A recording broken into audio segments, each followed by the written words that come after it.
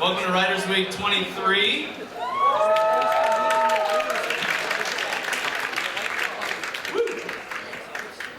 I hope that you've been having a good day so far.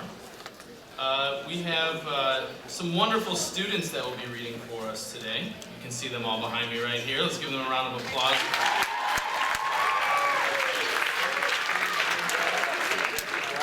A few things before we start. Just a reminder, a few things.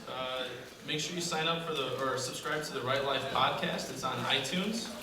It's got interviews and all sorts of cool stuff on there. Also, a big thank you to the Fremd boosters for generously donating financial support to make sure that this runs every single year. So let's give a one clap on 1, 2, 3 for those folks. 1, 2, 3. Excellent. Take a look at your teachers down the aisle, wherever they might be, or up on the stage in the case of my class right there. Hi. Give them a thumbs up. Say thanks. Thumbsing up myself. Right.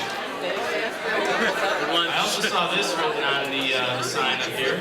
There's a Riders Week fundraiser at Menchie's Froyo on February 17th, which is a half day. 20% of your bill goes to Riders Week, so get some Froyo on the 17th on your half day. All right. Without further ado, let's get these student riders up here so you can hear what they have to say. To start us off will be the one, the only, Danny Oates.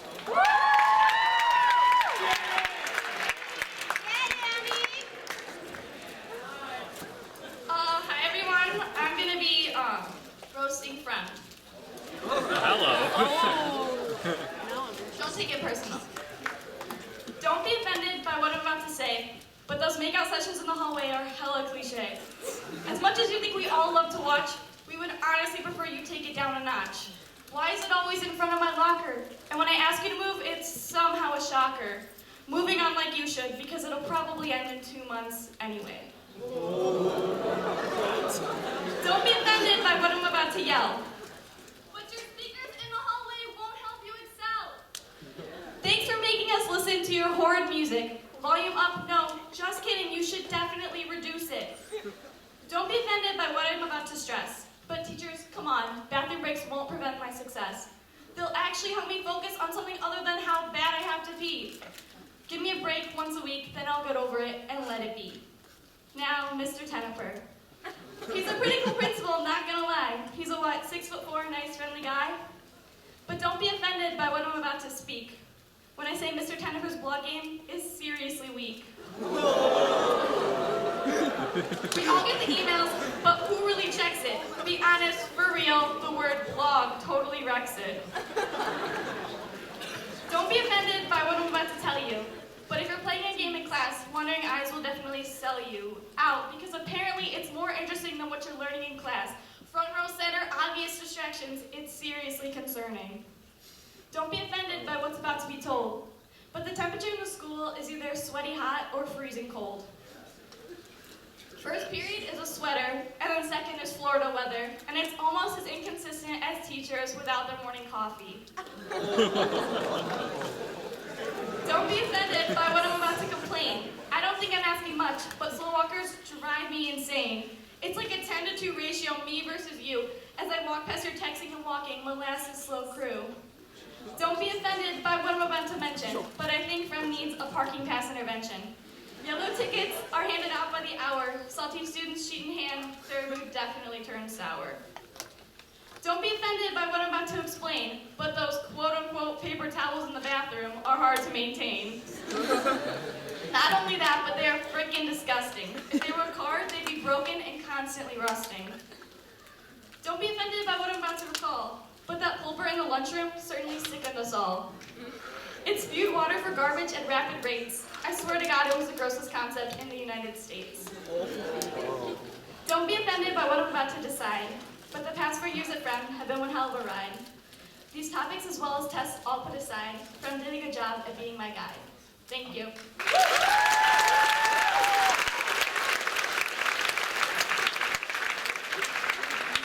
Next up, Hannah Hortz.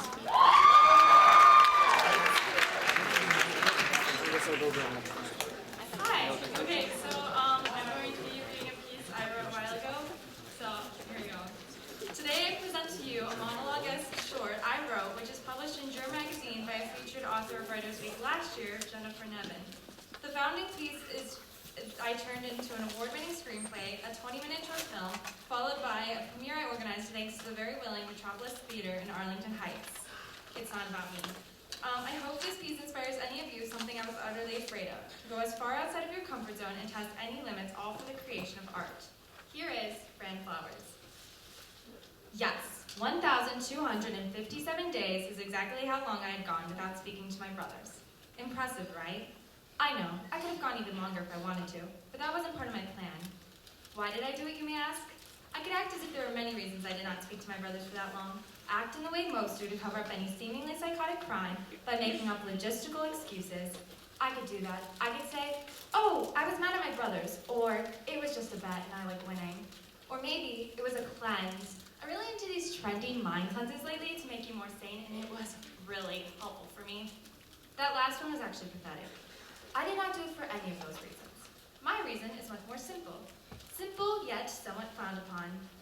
For every year I have elegantly strided through this planet, there has been one thing I ever so greatly crave: attention. The look of disgust, confusion, or surprise toward my eyes makes my body feel an uttermost sense of relief. I can feel my stressors ooze through my pores when I receive second takes by those in disbelief of some extremity I have just caused.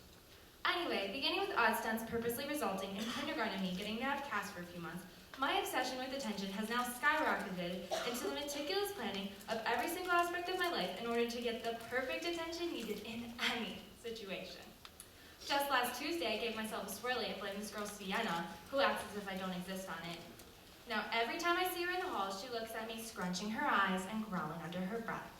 I went from having no infliction in her life to being the subject matter of her every conversation to her mommy after school. I have to admit, it was brilliant, but I'm far more brilliant than that. As dramatic cast transformed into twisted swirlies and then a third of a decade-long silent treatment, I became obsessed. The strange sense of coldness in the air felt with the evermost sincerity of judgment is a sense I can no longer survive even a second without. That's where my struggles come from. I want more. I want the whole world's eyes on me, people to think I'm crazy. I want my name on the front of every magazine with titles inventing new ways to be absolutely insane. Did you hear about the girl who climbed up and stood on top of the Empire State Building singing the national anthem in perfect tune? I want that to be me. Let me paint a picture for you. Fran Flowers, the girl who can do seemingly anything, make it out alive, and also look super stunning while doing so. I want to be known for the oddest, most intriguing schemes you've ever heard, and maybe plotting some crimes but not going to prison for them. Prison could be fun though. It definitely freaked my mother out. That's the point of all this, to freak people out. The amount of times my mother sat me down screaming at me to say the word hi to my brothers is about equal to the amount of times my grandpa's asked what Wi-Fi is. A lot. The great silent treatments resulted in my mom becoming so concerned for my mental health, she has me in psychology appointments every day of the week. I was basically given the gift to talk about my crazy instances every day for an hour, something I willingly and proudly enjoy to discuss, which makes me inspired to be even more insane. Today, however, as I stride through those big glass doors, witnessing the smallest glimpse of faith my psychologist still, for some reason, has in me, I'm afraid. I'm afraid she may not interpret my insanity in the way I attempt to portray. She may think I'm emotionally healing, note the sarcasm, when really, I talk to them because I knew the silent treatment was becoming old, and when things get old, it's my job to make something new. Out of all the performances I've provoked, the silent treatment was without a doubt my favorite. It introduced me to the idea that this is just the beginning. Just 4 years ago, I would have never imagined doing something like that. Now, I believe I'm capable of anything, and my next trick will be even more daunting.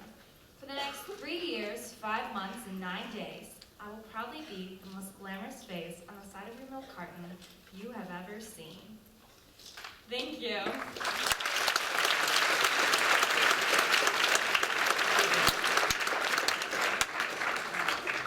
If you're interested, the film for what I just wrote is on YouTube. Just search Fran Flowers and you can find it.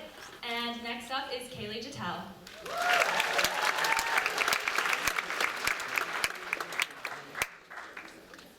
Hi, I don't really know how to explain my piece, so I'm just gonna read it. It's bright. I opened my eyelids to this big scary world that I escaped from for a little while I was sleeping. My alarm clock pierces my ears, and I reach for it to hit the snooze button. 5 more minutes, please. I will do anything to stay in my warm bed and not have to face the world. After 5 minutes, it's time's up. My feet hit the floor and racing thoughts flood my head. School. School is scary. People, they're gonna judge me. Don't mess up. Don't wear that. Don't say anything stupid today. Oh no, I'm gonna be late. What time is it? Hurry, if you're late, you're gonna be looked at weird. You're gonna get in trouble. Thoughts overflow my mind of constant doubt and worry. I go through the motions, brush my teeth, put my arms into a clean shirt, and slide it on. I rush down the stairs, still half asleep, start my car, and drive to school. I try to focus on the road while driving down the street, but it's a constant struggle. I often have to reassure myself that yes, green does mean go, and red means step on the brake. And yes, when making a turn, that means I have to slow down. I hope the person behind me doesn't get angry that I'm slowing down to turn right. What if they're late? What if they hate me now? What if they look at me weird? As I pull into the Fremd parking lot, my heart begins to pound in my chest like it's trying to get out. My breathing gets faster, and I begin to think of everything that could go wrong as I begin my day at school. I'm terrified of walking through the halls. Starting conversations with people is one of my biggest fears. What if they don't want to talk to me? What if I say something stupid? What if they can't relate to me? Once again, all the what ifs become my focus. The fear of being judged by people has taken over my life. Some people may look at me and think, she doesn't have a problem talking to people, look at all her friends. Or she's a cheerleader, she must not be afraid to be in front of crowds. The truth is, it's not easy for me. It's not easy for me to get out of bed in the morning and think once I step outside my house that something bad's going to happen. It's not easy for me to come to school every day and face hundreds of people that I think are judging my every move. It's not easy for me to open my mouth in class or in the hallway. It's not easy for me to stand up here right now putting myself in the spotlight to be judged. But today, I'm not letting it hold me back. I deal with both generalized and social anxiety disorder. These disorders are something that have taken over my mind and my life. Social anxiety is more than just shyness. It's almost painful for me to speak every time I open my mouth because my mind is simultaneously telling me that everything I'm saying is dumb. After attending social events, I dwell on words I said hours ago and wonder if people are still replaying our conversations through their heads and critiquing it the way I am. For a long time, I would sit at home and think of all the things that could go wrong, or think about all the nasty things people could say about me. I realize this is no way to live a life of happiness, and ultimately that's what I want. I told myself that even though bad things might happen, or somebody might not like something I do or say, that it's okay. I don't need everyone to like me. That's not going to make my life better. And even though each day I struggle with these little voices in the back of my head, telling me I'm not good enough for other people, I now tell myself that I'm good enough for me. Although I don't know if my anxiety will ever completely diminish, I have found ways to help me cope with it, like breathing exercises, journaling, and doing little things that push me out of my comfort zone.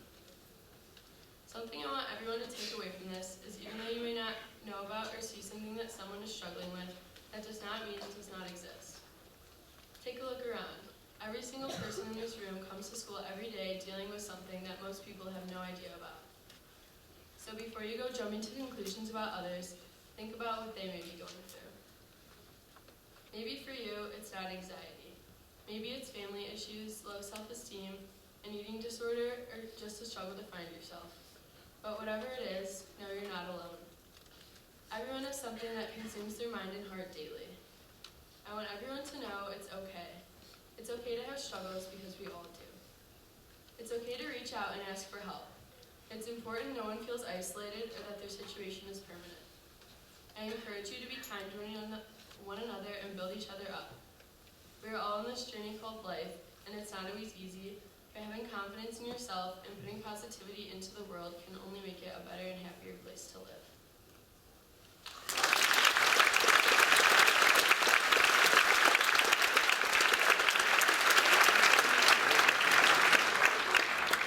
Next up is Skylar Bouchard.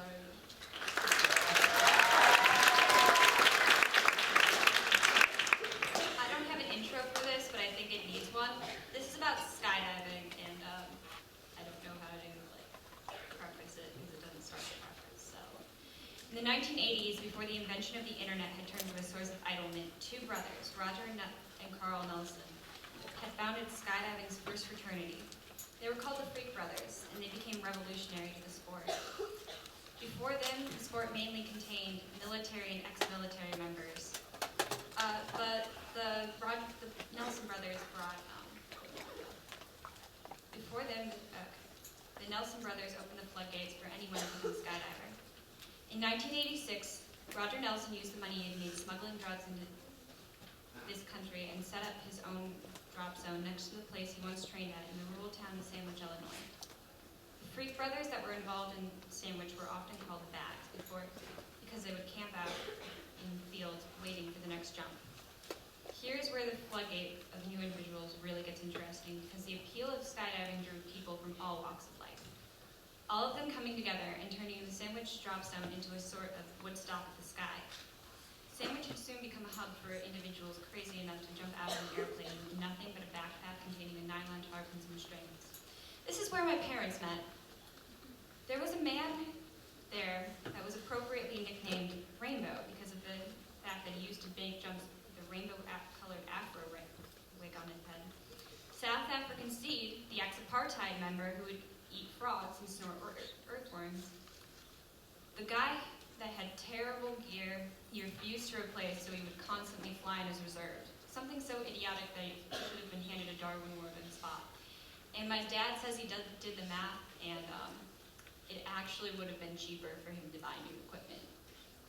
There was a guy who organized a ladies' lingerie jump, and you can figure out what that was. Basically, no one was normal, and everyone was jumping out of airplanes. It's not surprising that a lot of them loved reckless activity. Some of them would climb up to the top of the airport beacon just to show that they could. At some point, one of them figured out that they could dangle off the bottom of one of the airplanes because they naturally did. As a collective, the Freak Brothers were adrenaline junkies above all else, and they dedicated their time to what they liked about life, the thrill of it.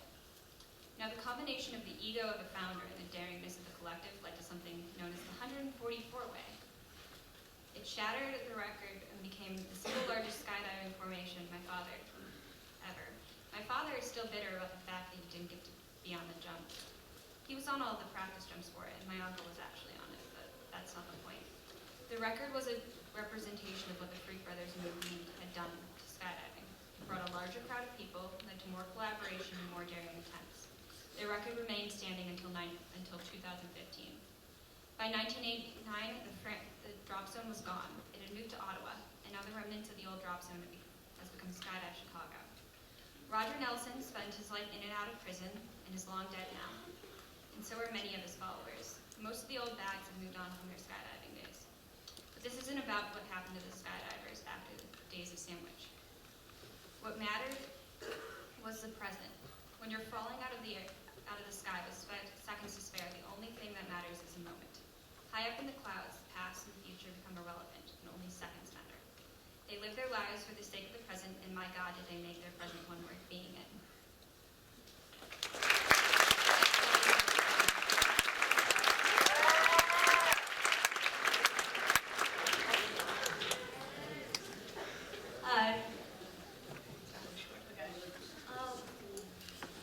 If I was given a chance to go back in time, I wouldn't have done it for the world. On the physical aspect, I look normal. For our eyes lie to us, and there is so much more where our eyes can really see. I was born in Vietnam, and when I came to America, a 5-syllable word entered my life and took control of it. Thalassemia. This is the name of a blood disease that is carried by over 60 million people in the entire world. But there's more to it. My doctors discovered that the worst form of thalassemia, the form that only affects 1,000 people in the United States, the form that's completely dependent on blood from others. Beta thalassemia, major. In simple terms, it's a genetic mutation that affects my red blood cells, making it unable to carry oxygen throughout my whole body. Don't worry, it's not contagious. Ever since I was diagnosed, I had to go to Lurie Children's Hospital in Chicago to receive 4 to 8 hours worth of blood transfusions. When I was first diagnosed, I didn't grow up expecting right. I have a large spleen and my skin turned yellow. No, not because I'm Asian. So that's 15 years of monthly transfusions. That's roughly 180 transfusions. Trust me, on the math, I am Asian. This freaked me out so much when I was younger because I felt like a vampire. And growing up watching the Twilight Saga did not help at all. During freshman year, everyone had to take the basic gym course. It was 8th period in Mrs. Denham's class, and we were currently in a tennis unit. The class did a routine lap around the court, and the idiot I was managed to trip over the tennis racket, puncturing my stomach with the butt of the racket. Well, I had to be carried away in an ambulance, but that was pretty cool. All of that happened just because of my stupid enlarged spleen. Thalassemia sucked. In my junior year of high school, I became a guinea pig. I was enrolled in a medical trial to help treat my disorder. This required the collection of my stem cells and for it to be sent to a laboratory in California for a team of bioengineers could modify these genes. Prior to receiving these genes, I had to get chemotherapy. This allows the new genes to attach to my body without it attacking the new and unusual cells. There I was, 17 years old, completely bald and horrified. If you know me pre-chemo, I had hair literally down to my butt. And I know it is just hair, but girls and guys with flows, you understand. It was my birthday and my night nurses were silently decorating my room. I was devastated not being able to spend my birthday at the comfort of home, but at a hospital many miles away. I can still vividly picture these months I spent at the hospital. Because of the heavy dosages of chemo I was given, I was put in isolation. This means I couldn't leave my room, not even to walk around on the floor I was on. Thankfully, I had a gorgeous view of the city and late-night reruns of childhood TV shows. Being in isolation wasn't the worst part. It was the mouse sores that hurt so bad. It got to a point where I didn't have any taste buds left, and being the foodie I am, I hated it. At that moment, I barely ate, and the only thing I would eat was applesauce. At that moment, I realized applesauce is extremely unappreciated. This experience sucked, but there were some things that made it bearable. The doctors gave me a button to press whenever I needed more morphine, and at times, trust me, I needed more morphine.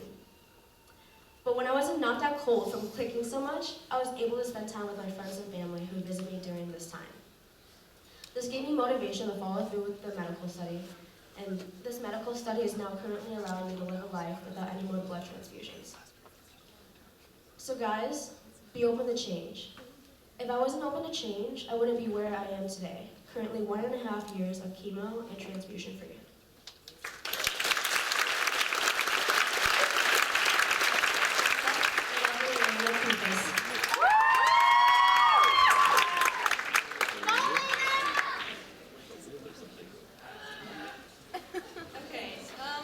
So this one doesn't really have a title, just basically about how I hate the future.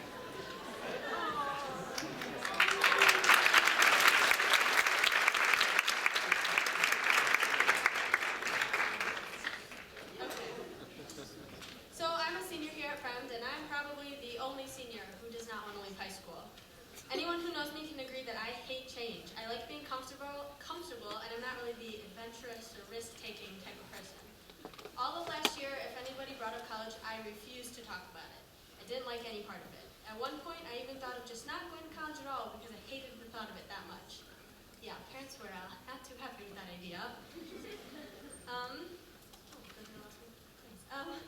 Although I've become so much more open to the idea of going away for college and switching my daily routine from one of familiarity to one of a broke college student, I'm very hesitant to the subject.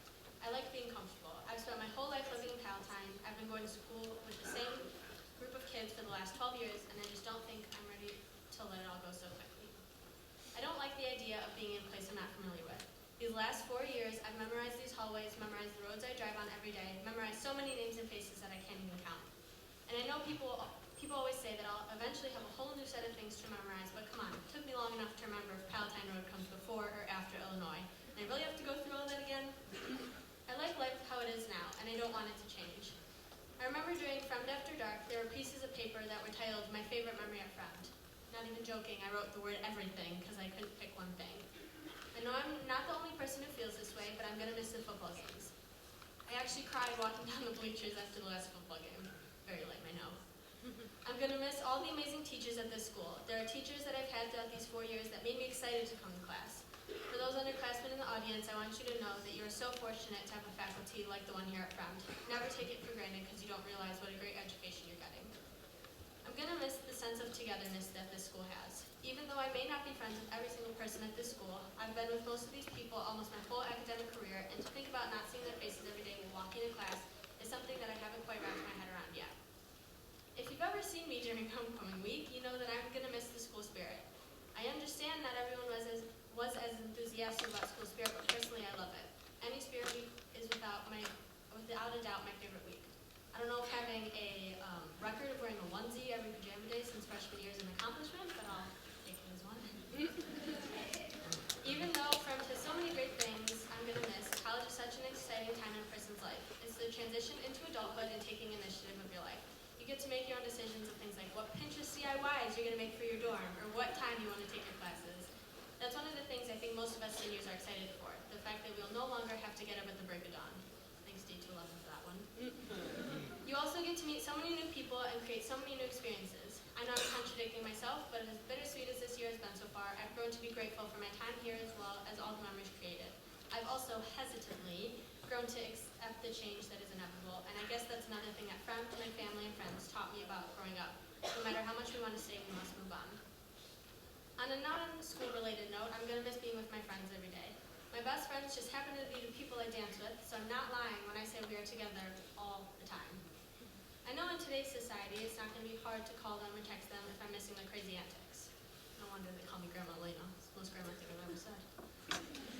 I can't even imagine next year without my insane dance schedule, whether I'm spending 2 days a week with my crazy Orchesis girls, or every day at my dance studio, which has basically become my second home. But the biggest change of all for me is going to be leaving my family. I wouldn't change my big, loud, crazy Greek family for anything. I really didn't intend this to get sappy, but I guess that's where we're going, so no turning back, right? I want to say thank you to my dad for working your butt off to make sure us three kids are more than happy. Thank you for sharing your humor, love for music, and Michael Jackson dance moves with me.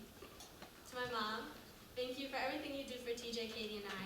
Thank you for always having jam sessions with me in the car, for always threatening me by saying you'll show my friends your dance moves, which, to be honest, I'd like to see as well. And thank you for always, without a doubt, showing me an unconditional amount of love. TJ, even though you can be a pain in my butt, thank you for always being someone I can talk to and someone I can always joke around with. Last but not least, Katie. Katie, where do I begin? Thank you for constantly making me laugh at the little songs that you make up, for having dance parties with me at High School Musical, and for singing, "Why you gotta be so rude," every time I don't get something for you. Thank you to my friends, family, and everyone here at Fremd for giving me such great memories to remember onto this next chapter of my life. So here's to what the future holds. Thank you, everyone.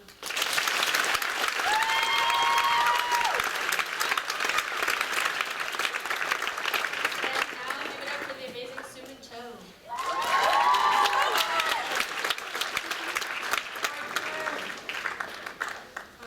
This is a memoir I wrote for my English class. Shout out to my English class. And the title of this memoir is called So This Is Love.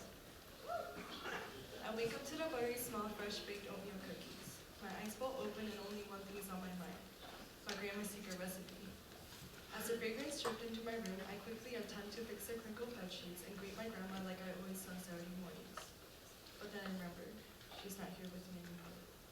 I turn my head to gaze at the worn-out picture of the 8-year-old me and my grandma. Time suddenly stops, and the memories of my grandma start flooding back as if it was just yesterday. The crimson-colored sun pierced into my almond-shaped eyes as my grandma and I were playing hide and seek. I slouched under the swinging leaves of the bush, hoping I would win this time, but somehow, she always knew. The harmony of the wind and the birds' chirp was interrupted by the tender whisper in my grandma's voice.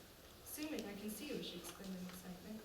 I squint deeper into my hiding spot as I hope to be camouflaged with the emerald green pasture of the grass and the sharp branches that have endlessly been jabbing me by the hip.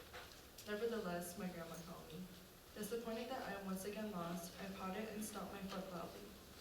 I faced my grandma with my eyes gleaming under the sun's rays. "Can we play another round, please?" I begged her. She chuckled so softly I barely heard it. She lectured me back by saying, "I don't think so. You got some chores to do, and it's almost your bedtime. You don't want to miss it, don't you?" She was right. My eyes were heavy and my body was too weak to move swiftly.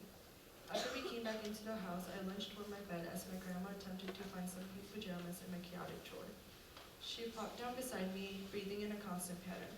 "Grandma," I called up to her, "will you be there to share my happy moments? Will you be there when I graduate high school, college, when we get married?" She replied with a slight hint of sorrow in her voice. "Of course, soon. I'll be with you forever and always. We'll grow old together." I then giggled and asked her, "Promise?" She returned the same twinkling expression and held up her pinky. "Promise." That memory I had was the last time I heard her talk. That was the last time I saw her smile, and that was the last time I felt her tender hands comforting me. The next day, I woke up to a somber morning. As the rain descended onto the ground, it was as if the sky was crying over a loss. The day felt weary, knowing I wouldn't be able to play outside in the refreshing wind. I stood up and crawled downstairs to welcome my parents home from their work last night. But as soon as I stepped onto the last staircase, I knew something was wrong. My mom was frantic, pacing around the living room with the cell phone close to her ear. She was nodding along to whatever the person on the other end was saying. Then one by one, crystal-like tears rolled down her cheek very slowly. This was the last time I saw my mom cry. This was the first time I saw my mom cry. Being the curious one I am, I tilted my head and walked up to her. She then knelt down to face me into the innocence of my eyes. My mom, not caring how she looked or how bloodshot her eyes were, she slowly told me, "Your grandma, she's at the hospital right now. She is feeling very ill. Do you want to go visit her?" I nodded my head while thinking I was going to play games with my grandma to make her feel better. When we walked into the hospital, I smelled death. I stood next to my mom, trying to comprehend what the doctor was informing my parents about. The doctor endlessly tried to make my parents understand the situation, repeated, "Breast cancer, already at stage 3, it was too late." The next few days, our family repeatedly visited my grandma. Then one day, my mom got a call that my grandma was not going to make it. We all dragged our feet into the room, not ready to see the moment life left her breath. I ran up to her tightly, grabbing her hand. My warm hand soothed her cold hands for a minute, and I expected my grandma to magically wake up from my touch, but she didn't. I sang her a lullaby, but my voice kept cracking because I tried to hide my fear and worry. Then the tune of the melody wasn't polyphony with the heart monitor. The sound of my grandma's heartbeat was now unheard. The person who cared for me and loved me unconditionally was no longer here. Then I thought, "No, you promised me. You promised me you would be here with me to share our happy moments. Why, God, why did you take her away from me?" My heart was shattered as if it was made out of glass. My tears poured down my empty face as I remembered all the memories we had together. I realized I never said thank you enough. I realized I never said I love you enough. I realized I never helped her out enough. I realized some people come and go, and they happen to change your life along the way of their journey. And this was the first time I experienced my loved one passing away. The next few days, it rained nonstop, and my family was falling into a deep abyss. Everything we did and everywhere we went felt lonely and empty, as if we had no reason to live. I didn't eat for several days or talk. I wondered every day where my grandma was right now in her afterlife. As I was continuously thinking about the possibilities, I looked up into the sky and saw that the deep cloudy storm rolled off and the light of hope shone into my window. Right then I knew it was going to be all right. I woke up from my unforgettable memory and I headed downstairs. Joyfully, I took a bite of the oatmeal cookies, knowing my grandma was watching over me and guiding me through all the rights and wrongs, happy and sad. Thank you.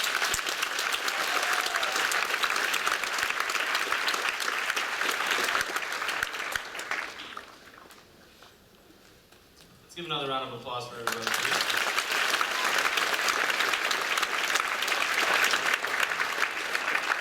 We have about 6 minutes left, and when we have about that amount of time, we have some students that have some other pieces to read. So, Danny, all right, Danny's going to read one more for us.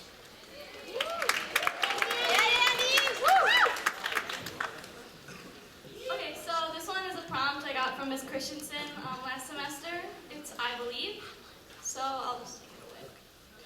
"I believe that I know nothing. All I know is I don't know a lot. I contemplate life and one day being a wife and things that ought to be fought to be bought. But the word finesse, how some people dress, leaves me speechless and literally cannot. Why people clean drinks and we have to cite links, I'll give that a second thought. I'll maintain my poise, but please explain boys and why they call every girl a dumb thought. Still, I believe that I know nothing. Tell me, what can I do? What's with Snapchat stock filter and female bodybuilders continuing on to this cue?" Who cares about height or who'd win in a fight? I mean, obviously me over you. But that's not what I'm saying. It's the idea I'm surveying, that I'm not the only one confused. About edits and likes and why people like hikes, that's definitely something I'd ensue. Or judgmental lookers, how people can be hookers, and how some friends just always pull through. I believe that I know nothing, so I'll discuss the funny bone. It doesn't make sense, the pain is immense, almost worse than when I drop my phone. Right on my face, it hits the right place, at least it happens alone. How helium floats, and people like oats, yet all of this still stays unknown. When we die, where we go, how neon glow sticks all glow, and you're paralyzed if you break your backbone. Being fluent in Spanish, how some things just vanish, and you're weak if your emotions are shown. Why physics is hard, at Zim, and good people are scarred by bad things that are often prone. I believe that I know nothing, but surprisingly I think that's fine, because if I believed that I knew everything, I wouldn't even waste my time paying attention in school, or following a rule, or making this poem rhyme. Because if I believed that I knew everything, I wouldn't know what to do. So I believe that I know nothing, and you probably know nothing too.